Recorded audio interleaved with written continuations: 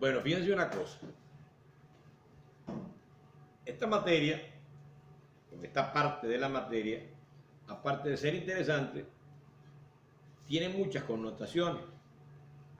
Yo le dije, creo que en la primera tiempo que comenzamos a hablar de esto, le dije que incluso había cuestiones hasta penales. Lo volveremos a tocar un poco más tarde, o hoy o otro día. Pero fíjense, cuando se habla de INSACER y se habla de cuál debe ser la forma, digamos, que el trabajador debe tener, o las condiciones más bien, perdone, que el trabajador debe tener dentro de la empresa. Estoy hablando de trabajador, estoy hablando de empleados y obreros. Fíjense una cosa, nosotros dijimos también algún tiempo atrás que de acuerdo al artículo 3 del reglamento de la ley de esta LOPSIMA, este reglamento también es de orden público. Yo creo haberles dicho que dentro de los muy pocos o y le digo, salvo mejor criterio de ustedes que me encuentren otro, pero tengo la impresión de que el único elemento sublegal, hablo de sublegal porque los reglamentos no se hacen en la Asamblea o no se hacían en el Congreso, el reglamento lo hace el Ejecutivo.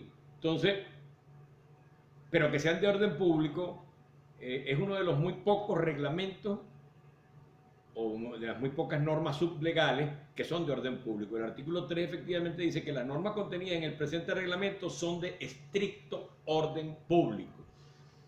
Entonces, son de aplicación entonces, no son excepcionales, sino que son de necesaria aplicación.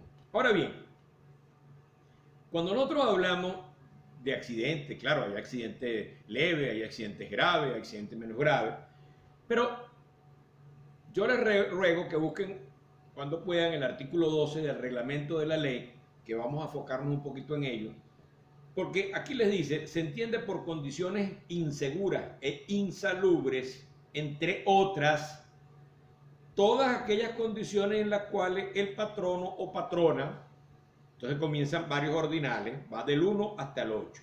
Nosotros no vamos a desglosarlos todos, pero, por ejemplo, el primero dice, no garantice a los trabajadores y trabajadoras, cuando el patrono no garantice a los trabajadores y trabajadoras todos los elementos del saneamiento básico, incluida el agua potable, baños, sanitarios, vestuarios y condiciones necesarias para la alimentación. Fíjense, en esta circunstancia que vive el país, donde la gente gana muy poco, donde muchas veces la persona tiene que almorzar en la empresa, etcétera, porque no le da tiempo ni de salir, primero por razones de tiempo y segundo porque los servicios públicos son fatales y tercero porque el costo de los mismos, aun siendo fatales, pues enervan, matan el salario que la propia persona pueda ganar. Si estamos hablando de salarios de hambre, que es la que se está teniendo ahorita en Venezuela. Entonces, ¿qué pasa? Si por ejemplo la persona se lleva, ya sea su almuerzo, su desayuno, lo que sea, pues por lo menos debe tener una garantía mínima de que esa persona, si bien eso no será un restaurante de 5 estrellas, no es lo que se está pidiendo, pero que la persona pueda comerse lo que lleve ella de su casa, o ella o él, en forma sana, pues, donde por ejemplo una persona tenga los baños, donde poder hacer sus necesidades básicas, etcétera, ¿no? Que tenga el agua potable, que ya ahora uno ni sabe si son potables o no son potables, porque ahora están esos piezos de pote a uno y uno no sabe de dónde están sacando esas aguas. Cuando hay crisis, señores, todo se daña. Yo les sugiero de todas maneras que si están utilizando los potecitos esos que supuestamente son de agua potable, por lo menos los potes grandes esos que se traten de comprar esas pastillitas que venden en la farmacia que desinfectan el agua. Por si las moscas se lo digo, porque ya uno no sabe. Ahora, el segundo ordinal de ese artículo 12, por ejemplo, que el patrono no asegure a los trabajadores toda la protección y seguridad a la salud y la vida contra todos los riesgos y procesos peligrosos que puedan afectar, escuchen bien, la salud física, mental y social. Entonces,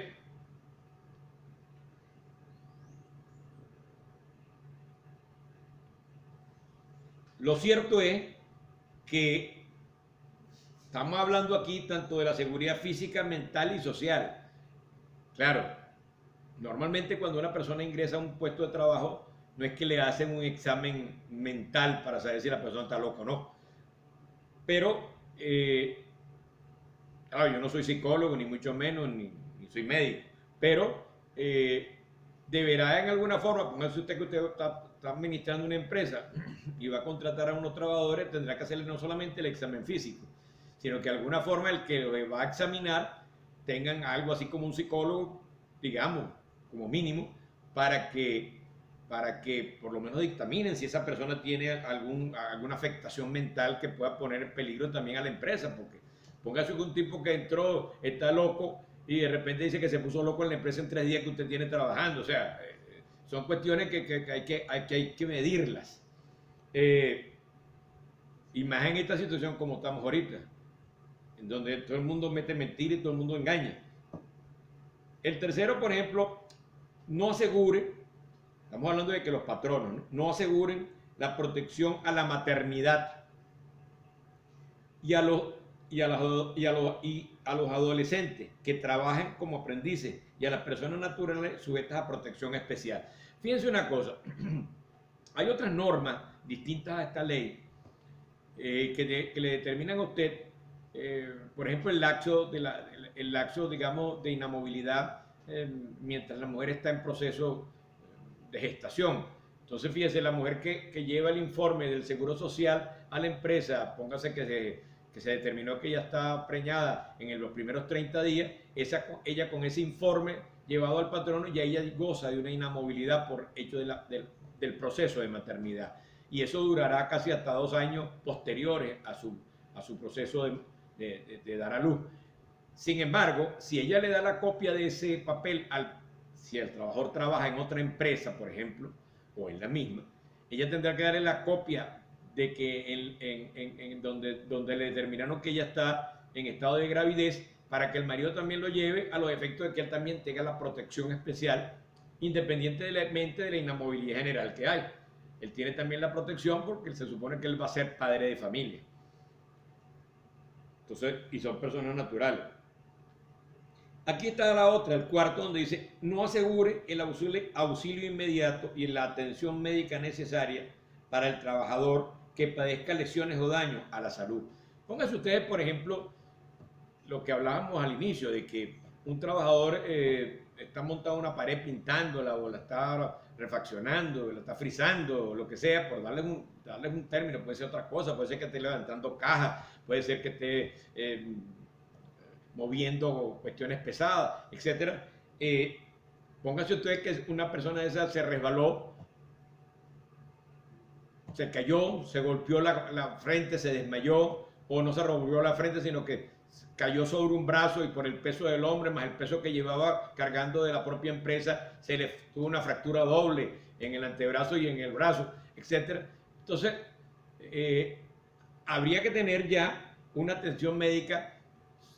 Normalmente hay empresas grandes, porque no todas lo tienen, porque también eso es costoso. Hay empresas grandes, normalmente son multinacionales, que tienen en sus instalaciones algún servicio de asistencia médica. Entonces, ese es un servicio pues primario, es un servicio que por lo menos da una ayuda momentánea.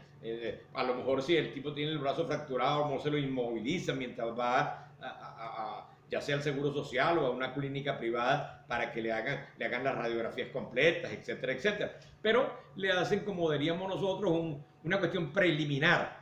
Es como guardando mucho las distancias, como cuando usted va con un carro: mira, el carro tiene un defecto. Bueno, el mecánico se encargará de examinar de cuál es el defecto que tiene, porque si usted no es mecánico, pues usted no sabrá nada de eso. Pero hay una cuestión aquí interesante, que es el ordinal 5, el artículo 12. No cumpla cuando el patrón no cumpla con los límites máximos establecidos en la Constitución, las leyes y reglamentos en materia de jornada de trabajo, o no asegure el disfrute efectivo de los descansos y vacaciones.